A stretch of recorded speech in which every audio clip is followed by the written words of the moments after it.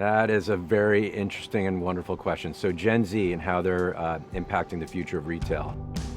When I think about Gen Z, there are a couple things. So first off is just the size and magnitude, and even for me, how does an old guy like myself really know about Gen Z? It's because I've got two kids that are both Gen Z. So what's interesting about this generation is that they're very socially conscious, and they have been born in the digital era, and so they're constantly used to on-demand media and communications.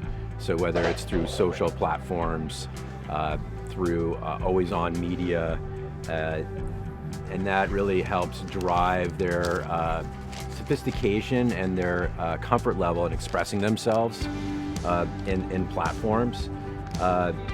And that ultimately for brands, they need to resonate with this segment or with Gen Z.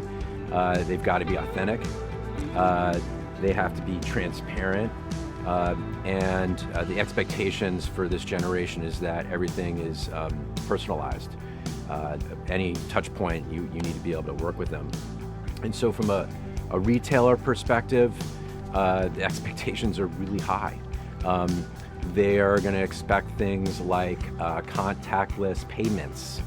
We're going to look back a few years from now and say, remember when there was cash and coins? Like, that's crazy. It's all going to be through electronic and media and payments. They're going to expect things like live shopping, buy online and pick up in store, curbside pickup, or just a few examples of the expectations that this generation has, which are pushing the envelope for a lot of retailers. When it comes to social media platforms, and particularly for media and for retailers like Gap Inc., internally we call it kind of more about distributed commerce. So it's not always about leveraging these social platforms and driving traffic back to our own destinations. It's creating shopping experiences and really native cart execution on the transaction inside those platforms. So as an example, across all four brands within the portfolio, Gap, Old Navy, Banana Republic, and Athleta, we've set up basically distributed commerce or ability to buy products right within Instagram and Facebook in the US. And so we're testing and learning a lot about what that consumer interaction looks like and how they behave, which is very different than consumers that might be coming directly to our own properties.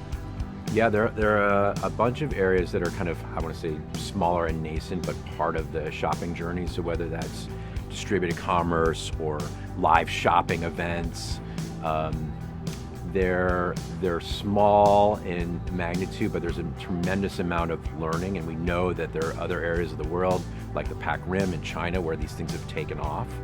And particularly when more and more shopping is via mobile devices, we are constantly just testing and learning to see what those little nuggets might represent that can build and scale the business, because that's where it's generally trending.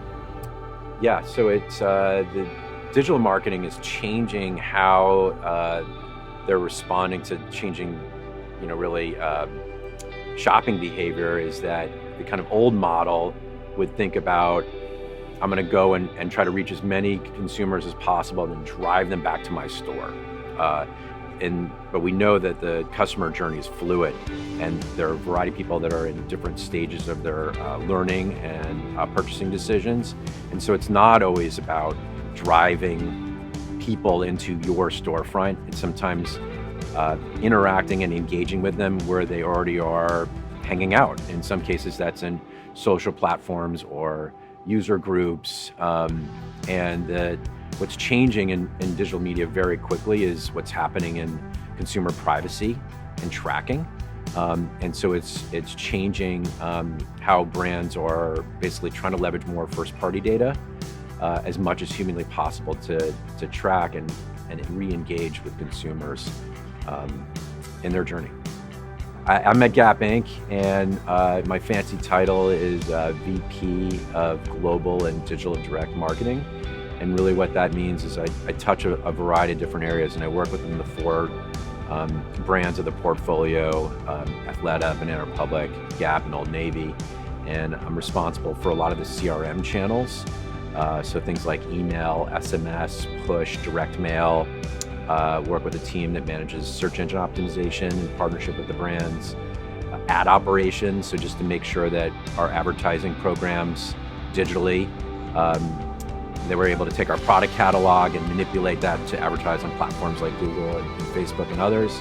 And then finally, I spent a lot of time on media effectiveness, making sure that we're getting as much value out of the full funnel media, omni-channel retail that we're doing in North America and across the globe. I think the creator economy is all about authenticity, and particularly when we're talking about Gen Z and their high BS meter. It's about tapping into enthusiasts and people that are passionate about either your brand or what your brand stands for, and driving a community. And it's just more of an authentic way to storytell than versus trying to control the narrative. And so I think it definitely has a place in the creative and media mix.